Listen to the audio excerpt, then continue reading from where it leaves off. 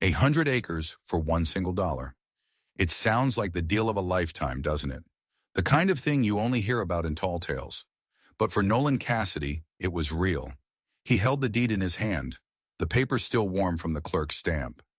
100 acres of sun-drenched Montana land, all his for less than the price of a cup of coffee. He stood at the edge of his new life, the weathered wooden fence stretching out like a promise under the big sky. The main house, a two-story silhouette against the afternoon glare, looked lonely but solid. It was everything he'd ever wanted. A place to be quiet, a place to forget. But as he pushed open that heavy, creaking front door 3 hours later, a chill crawled up his spine that had nothing to do with the cool, dusty air inside. The seller, a fidgety man named Boone Carter, had promised him the place was empty. Swore on it. Nobody set foot in that house for years, he'd said, his eyes refusing to meet Nolan's. You'll have it all to yourself. He was wrong. The sound hit him first, a soft scuff from the second floor. Deliberate, careful, the sound of someone trying not to be heard. Nolan's hand froze on the doorknob. His heart hammered against his ribs, a frantic drum beat in the sudden, suffocating silence. Every instinct screamed at him. He wasn't alone. And then she appeared. She stood at the top of the grand wooden staircase, a ghost in the dim light.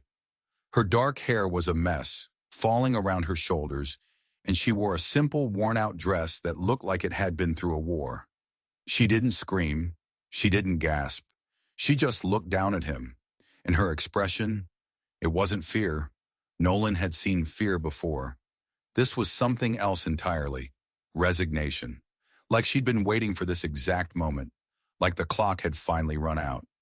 You must be the new owner, she said, her voice impossibly calm. It was a clear, steady sound that cut through the dust motes dancing in the air. I'm Iris Quaid, she continued, her eyes locking onto his. I've been taking care of this place. Nolan's mind was a whirlwind. Taking care of it? For who? Why in God's name had Carter not mentioned a living, breathing woman was part of the $1 deal? He searched her face for a hint of a lie, a flicker of deception, but found only a quiet, stubborn strength. It reminded him of his mother right before the end, when she'd refused to let the sickness win. The seller, Nolan managed, his voice hoarse. He didn't say anything about anyone living here. Iris began to walk down the stairs, each step slow and measured. The old wood groaned under her weight, counting down her descent. Boone Carter doesn't know everything about this ranch, she said, her gaze never leaving his. There are things about this land, things that go deeper than what's written on any deed. She reached the bottom of the stairs and moved past him, toward a large grime-covered window. She pulled back a faded floral curtain, and the late afternoon sun flooded the room, illuminating the thick layer of dust on everything. It was a beautiful, tragic scene, a forgotten home. I've been here for 3 years, she said, her voice dropping to a near whisper. This place, it saved my life when I had nowhere else to go. I've kept the roof from caving in, the well from running dry, the fences from falling down. She turned to face him, a sad smile touching her lips. I suppose you could say we've been taking care of each other. Nolan felt the solid ground of his future crack and shift beneath him. For 5 long years, he'd saved every penny, worked every back-breaking job, all for this, for a piece of land to call his own, a place to build something that couldn't be taken away from him. This ranch, even run down and haunted by secrets, was his dream made real. But this woman, this Iris Quaid, she was a complication he could never have imagined. He had to know. The question felt heavy on his tongue, like it was the key to everything. Why did Carter sell it so cheap? He asked. Why just $1? Iris turned back to the window, and for the first time Nolan saw it, a flicker of pure, undiluted fear in her eyes. It was there and gone in a second, but he'd seen it. Because, she said, her voice so quiet he had to strain to hear it. He's not the only one who knows I'm here. And then she added the words that would change Nolan's life forever. And the others, they're not coming to make deals. Nolan dropped his worn leather satchel onto a dusty dining table. The thud echoed in the cavernous room. The fear he'd seen in Iris's eyes was contagious. It was seeping into the walls, into the very air he was breathing. This wasn't just a squatter situation. This was something far darker. "Who's coming for you?" he asked. He kept his voice low and steady, a trick he'd learned long ago. "Never let them see you sweat." Iris moved away from the window, twisting her hands together in front of her. A nervous habit. "Men who believe I took something that belongs to them," she said, her gaze fixed on a dark stain on the floorboards. "Something they consider valuable enough to hunt me across 3 states for 3 years." "And did you?" Nolan pressed. "Did you take it?" Her head snapped up, and her eyes met his. They were clear and defiant. "I took something, yes, but it was mine long before they ever laid eyes on it." Her voice was laced with a bitterness so profound it made Nolan's teeth ache. "It was my father's, his life's work, the deed to his gold claim." The pieces started to click into place. Greed, the oldest story in the book. "My father, he died in a mining accident," she explained, though the word accident came out like a curse. Or that's what they called it. A week later, these men showed up, the Maddox brothers. They had papers, forgeries, saying my father owed them an impossible debt. They took everything, our house, our land, all of it. Nolan watched her, and in her face he saw the ghost of his own past. The look of someone pushed so far they had no choice but to break or to fight back with everything they had. He knew that look. He'd seen it in his own mirror for years. "So you took back what was he said. It wasn't a question. "I took the only things that mattered," Iris confirmed. "The original deed and his survey maps. The ones that prove the claim is legitimate." A humorless laugh escaped her lips. "These documents would ruin their entire operation if they ever saw the inside of a courthouse." She looked away again. "But getting to a courthouse alive? That's the real trick." And then a new sound. Faint, but unmistakable. Hoofbeats in the distance. Growing louder. They both froze, a silent, shared terror passing between them. Iris lunged for the window, peeking through a crack in the curtains. Nolan was right behind her. 3 riders moving along the main trail toward the house. They were still just dark shapes against the golden landscape, but they were coming. "Is that them?" Nolan whispered, his throat suddenly dry. Iris shook her head, her eyes narrowed in concentration. "No, that's not their way, but—" She paused, watching them. "That's strange. They're moving too fast for travelers, but too slow for an emergency. It's like they're searching." Nolan's stomach clenched into a hard knot. He'd come here for peace, for solitude, to build a life free from the complications that had shattered his old one. And now, watching those riders get closer, he knew that his $1 investment had just bought him a front-row seat to someone else's war. "I should go," Iris said abruptly, turning away from the window. Her face was pale. "I've already brought too much trouble here. You don't deserve this." "Where would you go?" Nolan asked, the question surprising him as much as it did her. Why did he care? An hour ago, this woman didn't even exist to him. She hesitated, and in that brief, silent moment, the truth was laid bare. She had nowhere else to run. This was the end of the line. The riders were closer now. Their intentions were a mystery, but their presence was a threat, plain and simple. "How long?" Nolan asked, his voice low. "How long until the real dangerous ones find you here?" Iris looked from the approaching riders back to Nolan, and her expression was grim. "If those men out there are who I think they are," she said quietly, her voice trembling slightly, "they already have." The riders reined in their horses about 50 yards from the house, their figures now sharp and clear in the fading light. They were hard men, the kind of men whose faces were maps of bad roads and worse decisions. They didn't speak, just sat on their horses watching, assessing. "That's Wade Harper," Iris whispered, and the name came out like she'd swallowed broken glass. "He's the one who does the dirty work for the Maddox brothers. If he's here, it means they finally found me." Nolan watched as the 3 men spread out, a slow, deliberate maneuver. They formed a loose semicircle, cutting off the main escape routes. It was practiced, professional. These weren't just thugs. They were hunters who had finally cornered their prey. "What exactly did you take from them?" Nolan asked again, his voice urgent. He needed to know what he was walking into, what he was already standing in the middle of. Iris didn't answer right away. She moved from the window to the cold, stone fireplace. She knelt, her hands finding the edge of a specific floorboard. With practiced ease, she pried it up, revealing a dark, hollow space beneath. She reached inside and pulled out a worn leather pouch and a tightly rolled bundle of oilcloth. She stood and unrolled one of the papers on the dusty table. The deed to the richest gold claim in the territory, she said, her voice a mix of pride and terror.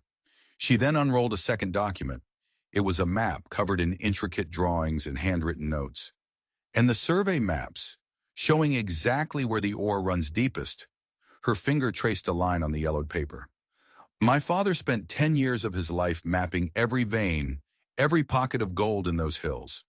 The Maddox brothers killed him for it. But when they took over the mine, they discovered he'd hidden the real documents. All they have are forgeries.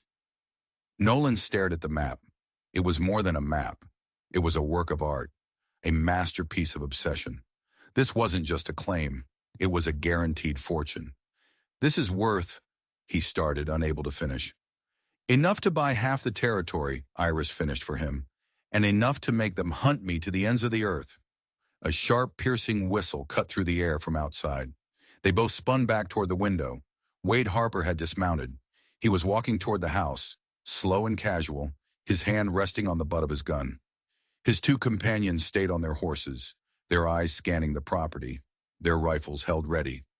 Iris Quaid, Harper's voice boomed across the yard, confident and cruel. We know you're in there. Time to stop all this running and settle this like civilized folks. Nolan's heart was a trip hammer in his chest. He was a carpenter. He built things. He wasn't a fighter. But as he looked at Iris's face, drained of all color, he knew he couldn't just stand there. He couldn't just hand her over. There's a back way, she whispered frantically, grabbing his arm. Through the kitchen, down to the creek. You could slip away while they're focused on the front. Go, please. What about you? He asked, his eyes locked on hers. She smiled, but it was the saddest thing he'd ever seen. I'm tired of running, she said. Maybe it's time to face them. She was giving up. She was ready to sacrifice herself to save him, a complete stranger who'd stumbled into her nightmare. Harper's boots hit the wooden porch steps, each step a death knell. Thump, thump, thump. And in that moment, Nolan Cassidy made a decision that went against every instinct for self-preservation he had, a decision that would seal his fate. No, he said, his voice firm. He moved toward the front door. This is my property now. He put his hand on the knob and twisted. And I don't recall inviting anyone onto it. Nolan stepped out onto the porch, pulling the door shut behind him. He blinked in the harsh, low-angled sun, his shadow stretching long and thin across the weathered boards. He kept his hands open and visible, away from his body. This is private property, he called out, his voice steadier than he felt. You and your friends need to move along. Wade Harper stopped at the bottom of the steps. He was a big man, with a gut spilling over his belt and a cruel, thin-lipped smile. Well now, he drawled, his eyes flicking from Nolan to the closed door and back again. Looks like the little lady found herself a protector. He took another step, his spurs jingling ominously. Thing is, friend, we ain't here for trouble with you. We just need to have a little conversation with Miss Quaid about some property that belongs to our employer. I don't see any legal papers, Nolan said, his eyes darting to Harper's two men. They had shifted their positions slightly, creating a perfect triangle of crossfire. Every angle was covered. Harper let out a chuckle that sounded like rocks grinding together. Legal papers, that's a good one. He gestured vaguely at the house. See, the way we figure it, Miss Quaid's been squatting here, going through things left behind. We believe she may have found some items that need to be returned. The lie was so blatant, so audacious, it was almost impressive. They were painting Iris as a common thief. Nolan needed to buy her time to hide the documents somewhere else, somewhere better. But Harper was a man running on a short fuse. Tell you what, Harper said, his voice losing its folksy charm and taking on a hard, dangerous edge. His hand was no longer resting on his gun. It was gripping it. Why don't you just call her on out here? We can all discuss this like reasonable men. No need for anyone to get hurt over a simple misunderstanding. A bead of sweat trickled down Nolan's neck. 3-1. Those weren't odds. That was a death sentence. And for what? A woman he just met? A cause he barely understood? But then he looked into Harper's cold, dead eyes and he understood perfectly. This wasn't about property. It was about power. These men would take what they wanted, and they would destroy anyone who stood in their way. She's not here, Nolan lied. He prayed his voice didn't crack. Harper's smile vanished. Now that's mighty interesting, because my associate over there, he nodded toward the man on his right, Johnny Boy's got eyes like a hawk, and he swears he saw two figures in that window not 5 minutes ago. The man called Johnny tipped his hat in a mocking gesture. A rifle lay across his lap, pointed casually but deliberately in Nolan's direction. Maybe you saw shadows, Nolan suggested, his own voice sounding distant to his ears. Old houses play tricks on the light. Maybe, Harper conceded, though his tone made it clear he didn't believe a word. Or maybe you're protecting a thief. And that kind of loyalty to a stranger, well, it might make a man wonder about your own involvement. The threat was clear as glass. He was being implicated. Harper was giving him an out. Betray Iris or die with her. Behind him, through the thick wooden door, Nolan heard the faintest creak of a floorboard. His heart stopped. Harper heard it too. His eyes narrowed, a flicker of triumph in them. He knew. He knew she was in there. Time's running short, friend, Harper said, pulling a silver pocket watch from his vest. He flipped it open with a dramatic flick of his thumb. My patience, it tends to wear thin when folks ain't being honest with me. The silence that followed was deafening.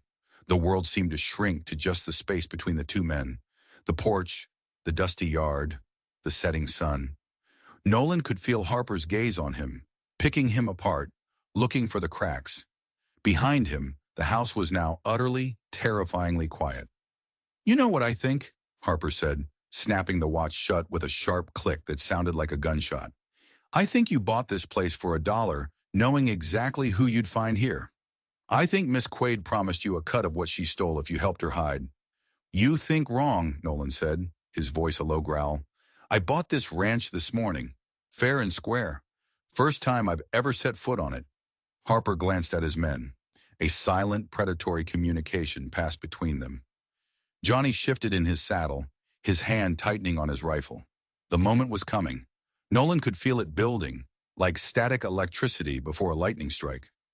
All right, playtime's over, Harper announced, his voice flat and final. Here's what's going to happen. You're going to step aside. We're going to search this house. When we find what we're looking for, we'll be on our way. You resist, and you'll be buried on your own property before the sun goes down. Nolan's mouth was as dry as dust, but he didn't move. He stood his ground. And if I refuse? Harper's cold smile returned. Then we'll search it anyway, and you just won't be around to complain about the mess we make.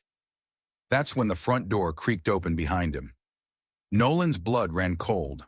Iris stepped out onto the porch. She stood tall, her chin held high, a portrait of defiance. She'd changed clothes. She was now wearing riding pants and a sturdy shirt, with a small pack slung over her shoulder. She was ready to run, or ready to die.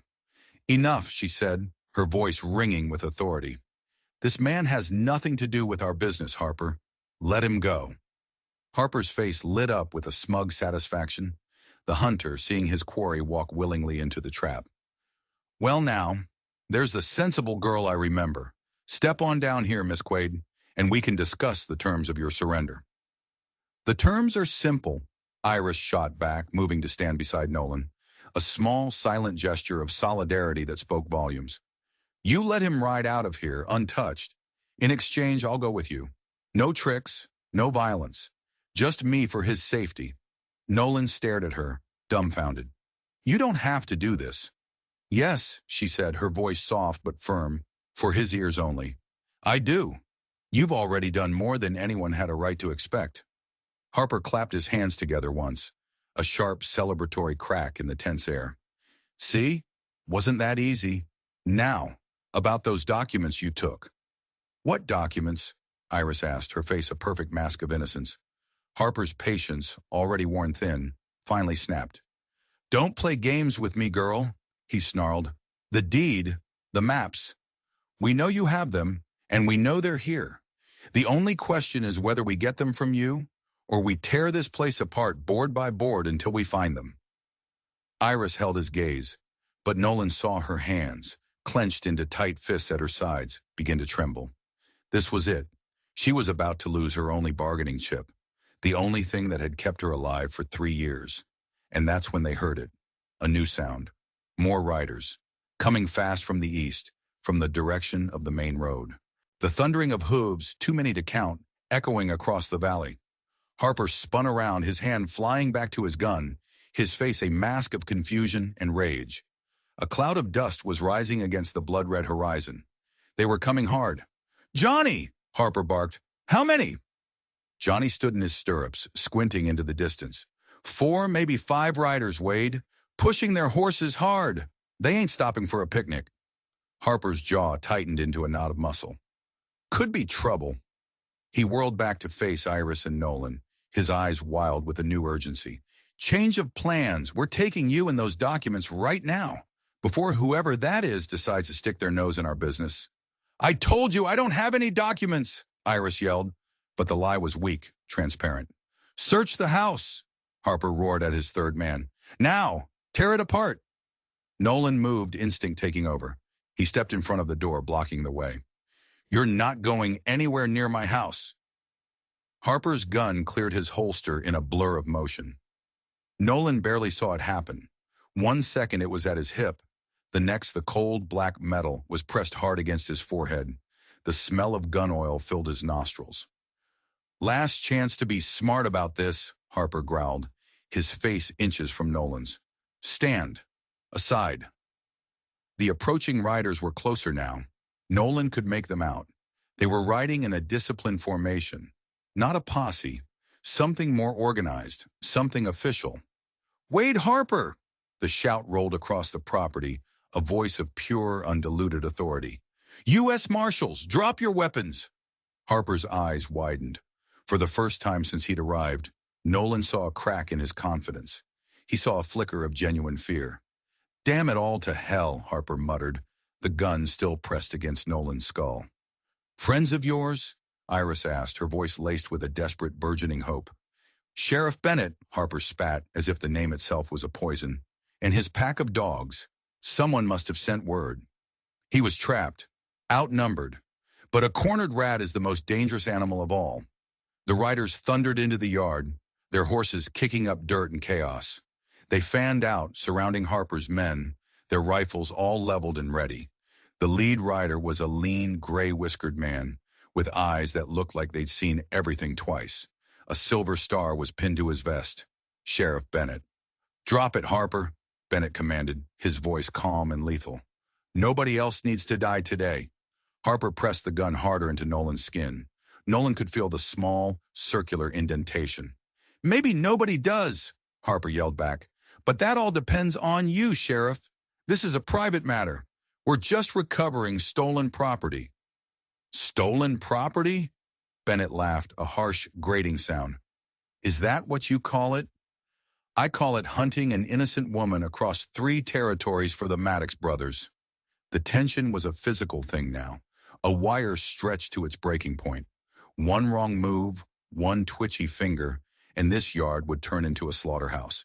Here's how this is gonna go, Harper shouted, his voice cracking with desperation. Miss Quaid is gonna tell me where those documents are. Then she and I are gonna ride out of here. Anyone tries to stop us, this brave property owner here gets a third eye. Sheriff Bennett held up a hand, signaling his men to hold their fire. The standoff was a frozen tableau of death. Then a new voice cut through the tension, a voice Nolan didn't recognize. It came from one of the deputies sitting on his horse, slightly behind the sheriff. Just give him the papers, miss, the deputy said. His voice was young, and it trembled slightly. It's not worth a man's life. Something about it was wrong. The tone, the plea. It wasn't the voice of a lawman trying to de-escalate. It was the voice of someone terrified that the plan was going off the rails. Iris stepped forward, her hands raised in surrender. "Stop!" she cried out. "Don't hurt him! The documents, they're hidden under the loose floorboard, by the fireplace, wrapped in oilcloth." Nolan's heart sank. She was giving it all up. Her only leverage, her father's legacy, all to save him. Harper's eyes lit up with greedy triumph, but he didn't lower his gun. "Johnny, get in there, and get them, and be quick about it." Johnny, who had been frozen with indecision, finally dismounted and started for the porch. "I wouldn't do that if I were you, son," Sheriff Bennett said, his voice dropping to a low conversational tone. And then he said the words that blew the entire situation wide open. "See, I've got a warrant here for the arrest of Wade Harper and for his accomplices." He paused, letting the words hang in the air. "On the charge of murdering Thomas Quaid." The world stopped spinning. Iris let out a strangled gasp, her hand flying to her mouth. "Someone saw?" she whispered. "Old Pete Hardin," Bennett confirmed, his eyes never leaving Harper, "was working a claim upstream, saw Harper and two other men tampering with the support beams in your father's mine. He's been hiding in fear for 3 years, but his conscience finally got the better of him." Harper's face had gone ghost white. The gun against Nolan's head trembled. "That old drunk's testimony won't hold up in any court." "Maybe not on its own," Bennett agreed smoothly. "But combined with the documents Miss Quaid has been protecting, the ones that prove her father's legitimate claim and expose the Maddox brothers' forgeries, I'd say that's enough to hang all 3 of you." Johnny froze on the bottom step. He looked from the sheriff to Harper, his face a mess of confusion and fear. "You didn't say nothing about a murder charge, Wade." "Shut up and get the papers!" Harper shrieked, panic finally shredding his composure. But it was too late. Johnny was already backing away, his hands held high. "No, sir," he said, shaking his head. "I ain't signing up for a hanging." The third rider, seeing his chance, spurred his horse and bolted, disappearing into the twilight tree line. Harper was alone, outnumbered, exposed. His breathing was rapid, shallow. The look in his eyes was no longer just fear. It was the terrifying final clarity of a man with absolutely nothing left to lose. "This ain't over," he hissed, the words meant for himself. Then louder, a desperate, final gambit. "Even if you take me in, the Maddox brothers will never stop. They'll hunt her forever. Those papers are worth too much."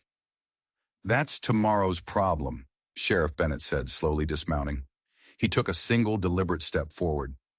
"Today's problem is you, putting down that gun, before you make the last mistake of your life." Harper's hand was shaking violently now. Nolan could feel the tremors through his skull.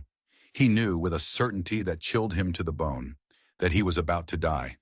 And then the young deputy spoke again, the one with the trembling voice. "Sheriff," he said, his voice high and strained, "maybe we should just let him go. Let him take the girl and the papers. The Maddoxes, we can't win against them." Sheriff Bennett didn't even turn around.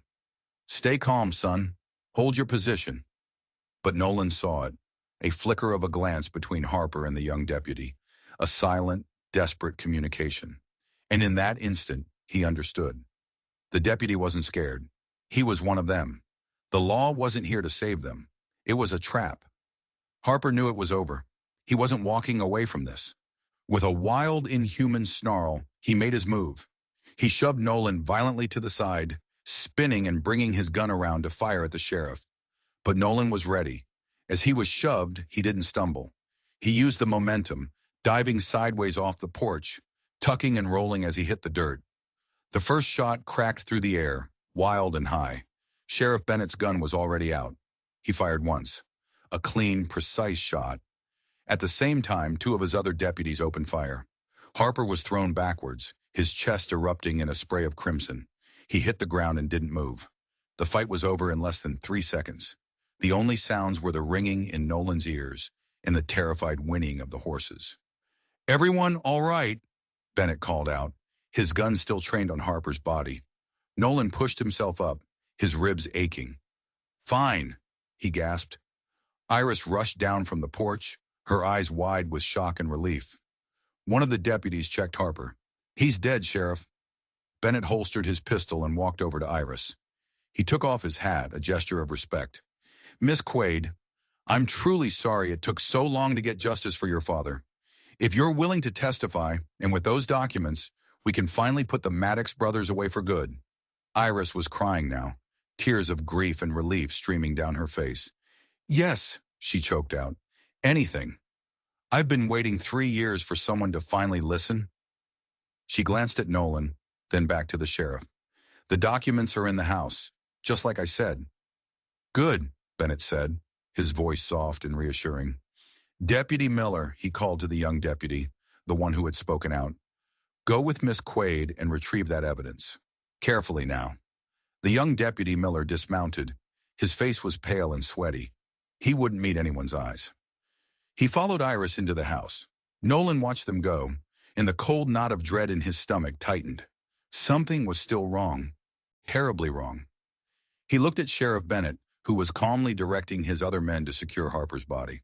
The sheriff seemed too calm, too clean.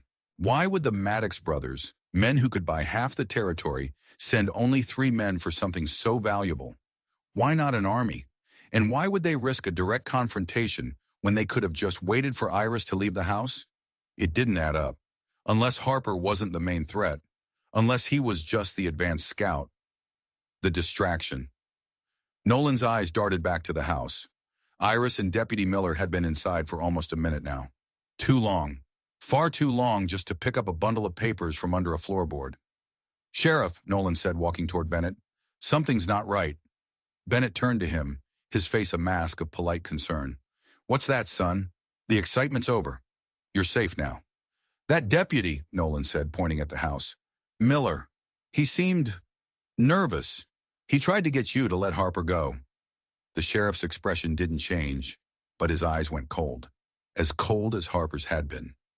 "The boy's young, not used to gunfire. He'll learn." No, it was more than that. The glance between Harper and Miller. It was a signal. The plan had gone wrong, and Miller was panicking. And now he was in the house, alone with Iris. And the documents. Suddenly, Nolan heard a muffled cry from inside the house. It was Iris. Without a second thought, Nolan broke into a run, sprinting for the porch. "Hold on there, son!" Bennett yelled after him. "Let my deputy handle it." But Nolan didn't stop. He vaulted up the steps and burst through the front door. The scene in front of him made his blood run cold. Iris was on the floor, a dark bruise already forming on her cheek. Deputy Miller stood over her, his gun drawn and pointed at her head. In his other hand, he held the leather pouch and the oilcloth bundle, the documents, and next to the fireplace, the loose floorboard was up, revealing the hidden compartment. But the compartment wasn't empty. There was something else inside, a small, heavy-looking wooden box, bound with iron straps. Miller's head snapped up when Nolan entered. His eyes were wide with panic. "Stay back!" he screamed, his voice cracking. "Don't come any closer!" "What are you doing?" Nolan demanded, his hands raised. "He works for them," Iris gasped from the floor. "He hit me. He was trying to take the box." The box, not the documents. The documents were the distraction. The real prize was in that box. The front door creaked open again, and Sheriff Bennett stepped inside, his own gun now drawn. He didn't look surprised. He looked disappointed. "Well, Miller," the sheriff said with a heavy sigh, "you've really made a mess of things now, haven't you?"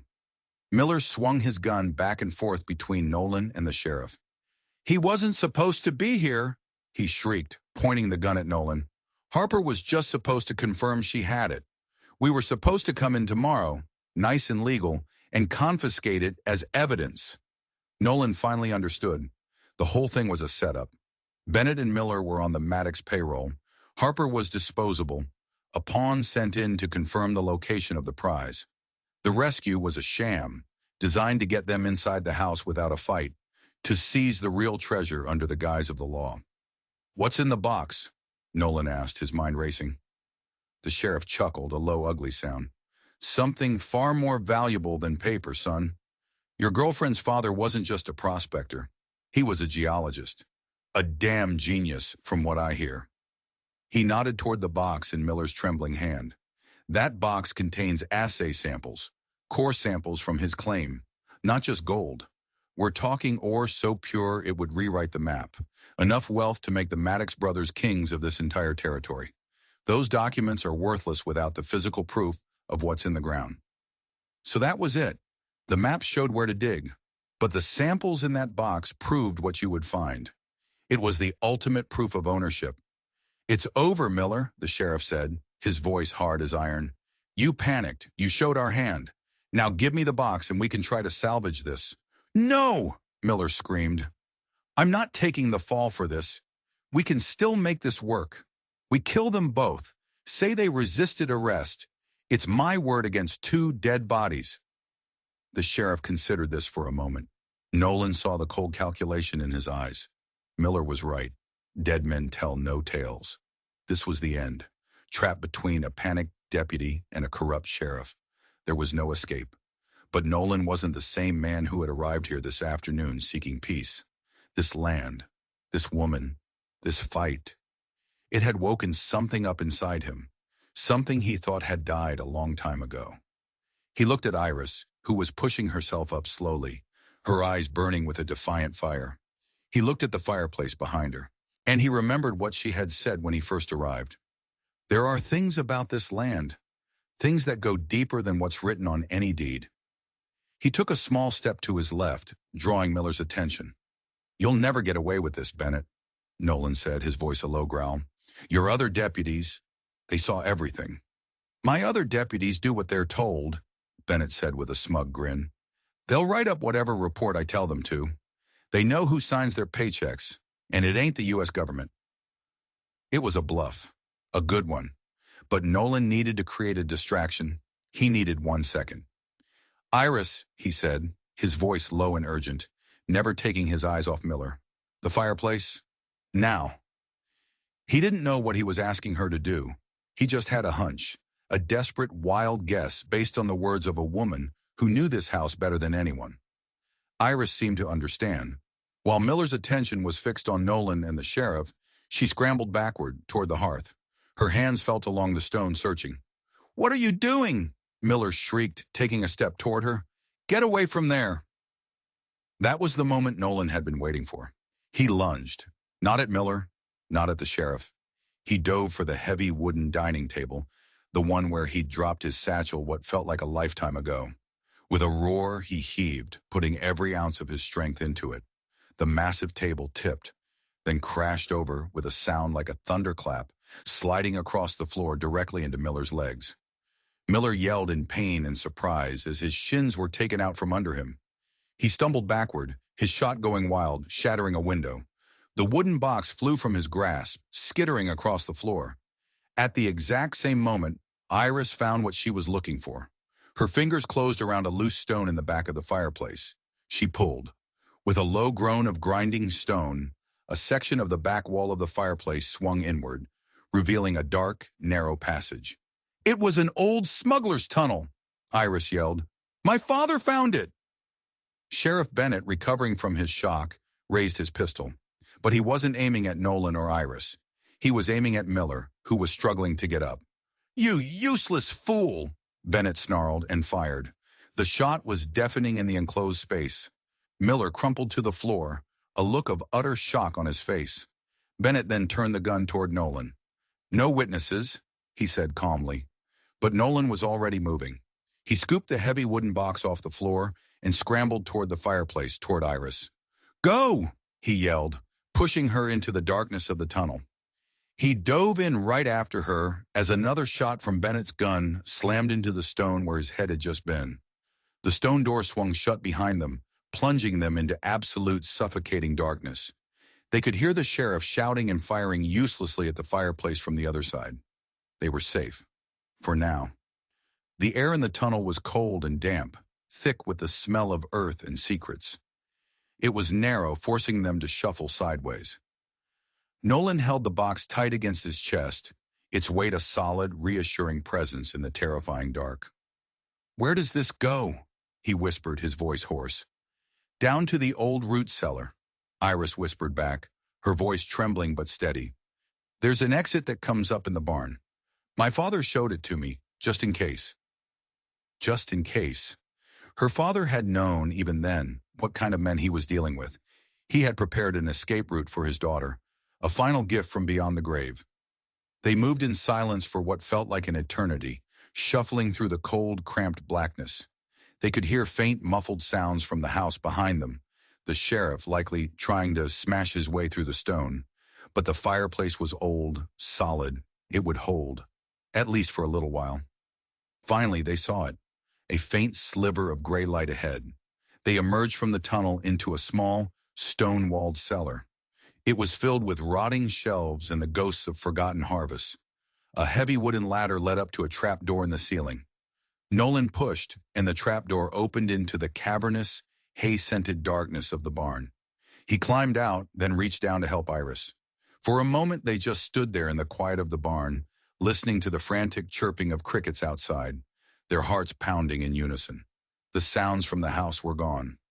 "He'll have his other deputies searching the grounds by now," Nolan said, his mind racing. "We can't stay here." "The horses," Iris said. "Harper's men left their horses tied up out front. If we can get to them..." It was a risky, desperate plan. They would be exposed for a few crucial seconds, but it was their only chance. "Okay," Nolan said, nodding. He looked down at the box in his hands. This was what it was all about, this small, heavy box. "But first," he said, looking at Iris, "we need to make sure this can never fall into their hands." He pried open the lid with the tip of his knife. Inside, nestled in soft cloth, were a dozen or so cylindrical rocks, the core samples. To the untrained eye, they just looked like gray stones, but Nolan could see the thin, shimmering veins running through them. It was gold, yes, but also other metals he didn't recognize, glinting in the dim light. They felt heavy, dense with wealth. He carefully took out half of the samples, handing them to Iris. "Put these in your pack." Then he took the other half and secreted them in the deepest pockets of his own coat. He closed the now empty box. "What are you doing?" Iris asked. "Insurance," Nolan said grimly. "They want the box. They can have it." He crept to the main barn door and peered through a crack. The last light of day was gone, replaced by a cold silver moon. Two of the deputies were searching the area around the creek. The sheriff was standing on the front porch of the house shouting orders. And there, just 50 yards away, were the horses. 3 of them, still saddled and tied to the fence. Their ticket out. "All right," Nolan whispered, turning back to Iris. "On my signal, we run. Don't stop for anything. Just get to the horses, get on and ride. Don't look back." He handed her the empty wooden box. "When you get a chance, drop this. Let them find it. It'll buy us time." She nodded, her eyes wide and trusting in the darkness. He took a deep breath. "Ready?" She gave a single firm nod. "Now!" They burst from the barn, running low and fast across the moonlit yard. "There!" A shout came from the porch. It was the sheriff. A gunshot cracked the night air, the bullet whizzing past Nolan's ear. They kept running. The horses were bucking and pulling at their reins, spooked by the noise. 30 yards. 20. Another shot kicked up dirt at Iris's feet. They reached the fence. Nolan's hands were clumsy as he fumbled with the knots on the reins. Iris threw the empty box into a patch of tall grass. A deliberate, obvious move. "They're getting away!" one of the deputies yelled. Nolan finally freed 2 of the horses. He threw Iris into the saddle of one and swung himself onto the other. He didn't even bother with the stirrups. He just grabbed the reins, dug his heels into the horses' flanks, and they exploded into a gallop. They rode hard into the night, away from the $1 ranch that had almost cost them everything. Behind them, they could hear shouting and more gunshots, but they didn't look back. They just rode, the wind tearing at their faces, the rhythmic thunder of the hooves, the most beautiful sound in the world. After a few miles, Nolan risked a glance behind them. He could see the faint, flickering lights of lanterns as the deputies searched the area where Iris had dropped the box. His gamble had worked. They had the bait. But for how long? They rode for hours, pushing the horses, putting as much distance as they could between themselves and the corrupt lawmen. The moon was their only guide. They followed a winding creek bed, keeping to the low ground, the terrain hiding them from view. Finally, as the first hint of dawn began to soften the eastern sky, they had to stop. The horses were exhausted, lathered in sweat. Nolan found a small hidden copse of cottonwood trees, and they led the horses inside to rest. Nolan slid from the saddle, his body aching in places he didn't know he had. Iris was already on the ground, leaning against a tree, her face pale and drawn. The adrenaline was wearing off, leaving behind a deep, bone-weary exhaustion. For a long time, neither of them spoke. They just listened to the sounds of the horses breathing, the whisper of the wind in the leaves. They were alive. They had escaped. But they weren't safe. Not yet. "They'll find the boxes empty," Iris said finally, her voice barely a whisper. "And then they'll come for us. Bennett can't afford to let us live. Not now." "I know," Nolan said. He sat down across from her, pulling one of the core samples from his pocket. He turned it over in his hand, feeling its weight. "This is all the proof we have now, and it's our word against a sheriff and his deputies." The odds were impossible. They were fugitives, hunted by the very people who were supposed to uphold the law. "There's something you don't know," Nolan said quietly after a long silence.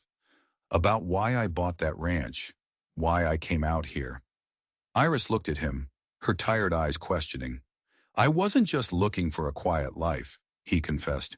"I was running, just like you." He stared off into the trees, the memories rising up unbidden.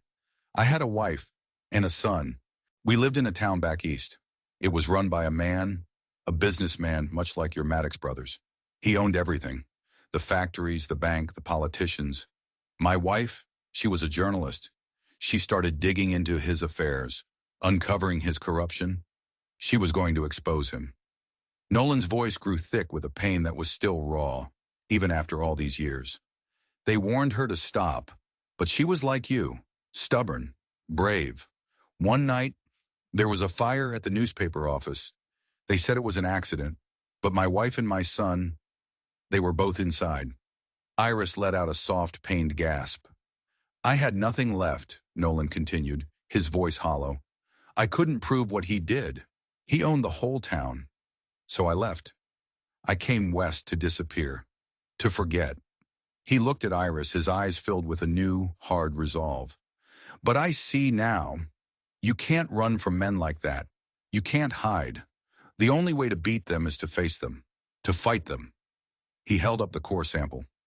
"This isn't just about your father's legacy anymore, Iris. It's about getting justice for everyone they've ever hurt." A new strength seemed to flow into Iris. She sat up straighter, the fear in her eyes replaced by the same fire he'd seen in the house. "So what do? We can't go to the law. The law is trying to kill us." "No," Nolan agreed. "We can't go to the local law. We have to go over their heads." He paused, a desperate, half-formed plan beginning to take shape in his mind. "There's a federal marshal, a territorial judge in Helena. If we can get to him, if we can present this evidence directly to him, we might have a chance." Helena was over 100 miles away, 100 miles of open country, with Bennett and his men hunting them. It was a suicide mission.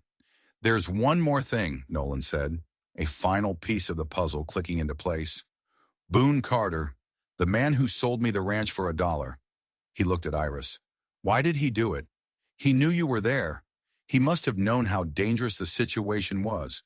Why sell it to a complete stranger?" "I don't know," Iris admitted. "I always thought he was just terrified of the Maddoxes, that he wanted the property off his hands before the trouble started." "No," Nolan said, shaking his head. "It's more than that. It was a warning, or a test." He stood up, his mind clear for the first time in days. "He didn't sell me a ranch, Iris. He was looking for an ally, for someone who wouldn't back down. He put me right in the middle of it to see what I would do." He paced back and forth, the energy of the idea coursing through him. "Carter might be our only ally. We need to find him." But as he said the words, a terrible thought occurred to him. If Bennett and the Maddoxes knew about the ranch, they knew about Boone Carter too. He was a loose end, and men like Sheriff Bennett were very good at tying up loose ends. They rode into the small town where Nolan had signed the deed just 2 days before. It felt like another lifetime.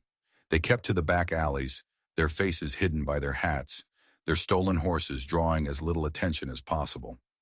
They found Boone Carter's small house at the edge of town. It was too quiet. A single window was broken, shattered from the inside. Nolan's heart sank. They were too late. He pushed the door open. The house had been ransacked. Furniture was overturned. Drawers were pulled out, their contents strewn across the floor. And in the middle of the room, lying in a pool of his own blood, was Boone Carter. Iris gasped and turned away. Nolan knelt beside the old man's body.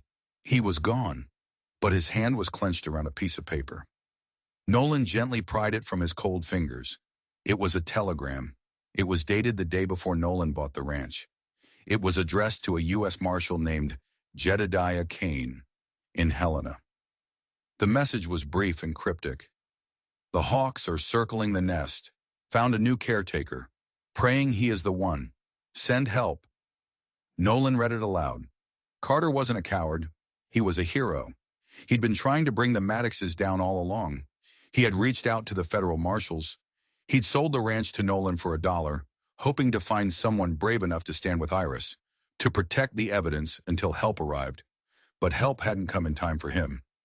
And then Nolan saw something else. Tucked into Carter's vest pocket was a small leather-bound journal. Nolan opened it. The last entry was written in a shaky, hurried hand. Bennett is dirty. He came to see me today. Warned me to stay quiet. The Maddoxes own him. He knows about the girl. He knows about the samples. He thinks the tunnel is still a secret. God help them. The tunnel. Boone Carter had known about the tunnel. This ranch, this land, it had been a part of Carter's family for generations.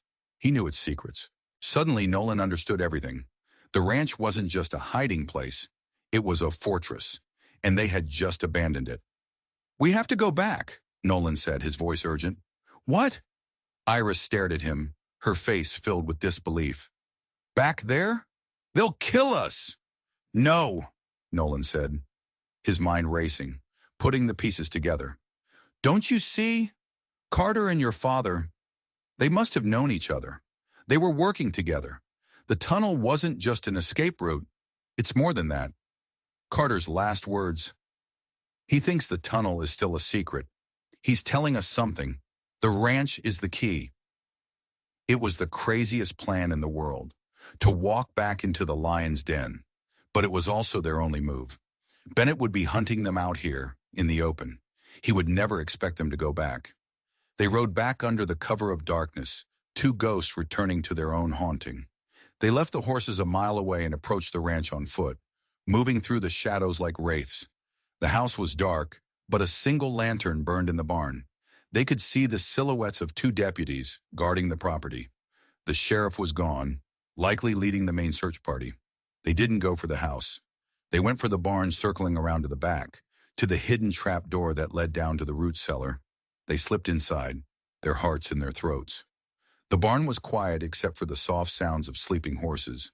The 2 deputies were at the front entrance, their backs to them. Nolan and Iris crept down the ladder into the cellar, and then into the narrow, dark tunnel. They were back inside the fortress. "What now?" Iris whispered, once they were safely in the suffocating blackness of the passage. "Now," Nolan whispered back. "We use their own greed against them." He explained his plan. It was desperate. It was dangerous. A single mistake would mean their deaths. But as he laid it out, he saw the fire return to Iris's eyes.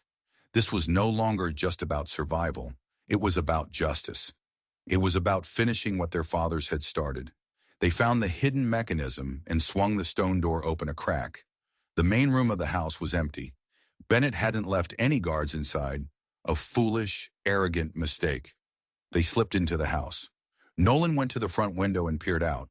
The 2 deputies were still there, talking quietly. Bennett and the rest of his men were still gone. Nolan found what he was looking for in the kitchen, a can of kerosene and some old rags. He returned to the main room. Iris had the remaining core samples, and the precious maps indeed. She was wrapping them in another layer of oilcloth. "Are you sure about this?" she asked, her voice trembling slightly. "It's the only way," Nolan said. "They want the mine. Let's give them a reason to come and get it." He worked quickly, dousing the rags in kerosene, placing them around the room. He left a trail leading back to the fireplace. Then they waited. It was hours later, near dawn, when they heard the riders return. Sheriff Bennett and his men, returning empty-handed and furious. Nolan watched from the window as Bennett stormed up to the two deputies, his voice a low, angry growl. Then one of the deputies pointed toward the front door of the house. It was slightly ajar, exactly as Nolan had left it. Bennett drew his gun. He and two of his men crept toward the house. They thought Nolan and Iris had been foolish enough to come back here to hide. Nolan and Iris retreated back into the secret tunnel, leaving the stone door open just enough to see. Bennett and his men burst into the room.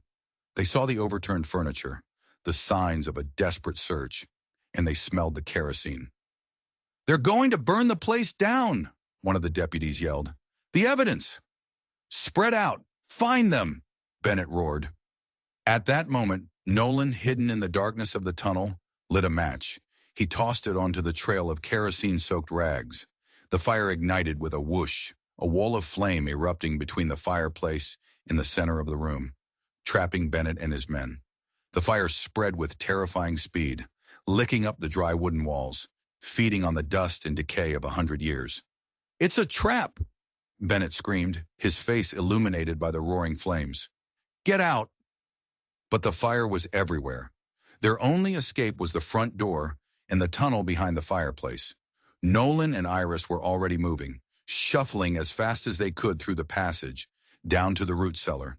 They climbed out into the barn just as thick, black smoke began to pour from the windows of the house. The deputies outside were in a panic, shouting and running toward the burning building. In the confusion, no one saw Nolan and Iris slip out the back of the barn. No one saw them run toward the creek bed, toward the horses they had left hidden. They mounted up and spurred the horses into a gallop, not away from the ranch this time, but toward the main road, toward Helena. Behind them, their $1 ranch was being consumed by a roaring inferno, a funeral pyre for a corrupt sheriff and his secrets. They didn't know if Bennett and his men had escaped, and they didn't care. They had the proof. They had the truth. And for the first time in a very long time, they weren't running from the past. They were riding toward the future. The journey to Helena was a blur of exhaustion and grim determination. They rode hard, stopping only when necessary, constantly looking over their shoulders. But no one followed. The fire had been a final, definitive end to Sheriff Bennett and his operation. They arrived in Helena 2 days later, covered in dust and grime, looking more like outlaws than victims. They went straight to the federal courthouse, a grand, imposing stone building that seemed to represent a justice they had almost stopped believing in. They asked to see U.S. Marshal Jedediah Kane. The clerk looked them up and down with suspicion, but Nolan's mention of Boone Carter's name and the telegram he still carried was enough. They were led into a large wood-paneled office. Marshal Kane was a mountain of a man with a thick walrus mustache and eyes that seemed to miss nothing. He listened to their story in silence, his expression unreadable. He examined the maps, the deed, and the core samples Nolan laid out on his desk. When they had finished, the marshal leaned back in his chair, the leather groaning in protest. "Boone Carter was a good man," he said, his voice a low rumble. "He'd been sending me reports on the Maddox brothers for over a year. I was building a case, but I needed concrete proof, something that would stand up in federal court." He picked up one of the core samples, holding it up to the light. "And this," he said, a slow smile spreading across his face, "this is more than enough. With your testimony, Miss Quaid, and these samples, we can crush the Maddox brothers and their entire empire." A wave of relief so powerful it almost buckled Nolan's knees washed over him. It was over. It was finally over. The trial was the talk of the territory. Iris, poised and articulate, told the story of her father's murder and the theft of his life's work. Nolan testified about the events at the ranch, about Sheriff Bennett and his corrupt deputies. The core samples were presented as evidence, their incredible value confirmed by federal geologists. The Maddox brothers, arrogant and confident at first, grew visibly paler with each passing day. They were found guilty on all counts: murder, fraud, conspiracy, corruption. As they were led away in chains, Iris met Nolan's gaze across the crowded courtroom. They had done it. They had gotten justice. A few weeks later, the federal government officially recognized Iris Quaid as the sole legal owner of her father's claim. The $1 ranch, burned to the ground but officially Nolan's property, was adjacent to the richest gold strike in Montana. They stood together on a hill overlooking the valley. The blackened ruins of the old house were a stark reminder of the battle they had fought and won. "So," Nolan said, breaking the comfortable silence, "I guess you'll be a very wealthy woman now. You can go anywhere, do anything." Iris turned to him, a small, knowing smile on her lips. "Where would I go? All I've ever wanted is a home." She looked out at the vast expanse of land, his and hers, now joined by a shared history.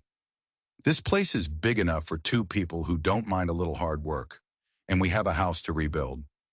Nolan thought about the lonely years, the dream of a quiet life he'd almost given up on. He had come here seeking solitude, but instead he had found a partner. He had found a reason to fight again. He had found a home. "Partners?" he asked, extending his hand. "Partners," she agreed, taking it. Her grip was strong and sure. As the sun began to set, painting the sky in brilliant hues of orange and purple, they stood there together, two survivors who had found each other in the heart of a storm. The past was behind them. The future, like the land stretching out before them, was wide open, full of promise, ready to be built. If you enjoyed this story of justice and redemption, click the video on your screen now to see another unforgettable tale where ordinary people are pushed to do extraordinary things. And don't forget to subscribe and hit that notification bell so you never miss a new story.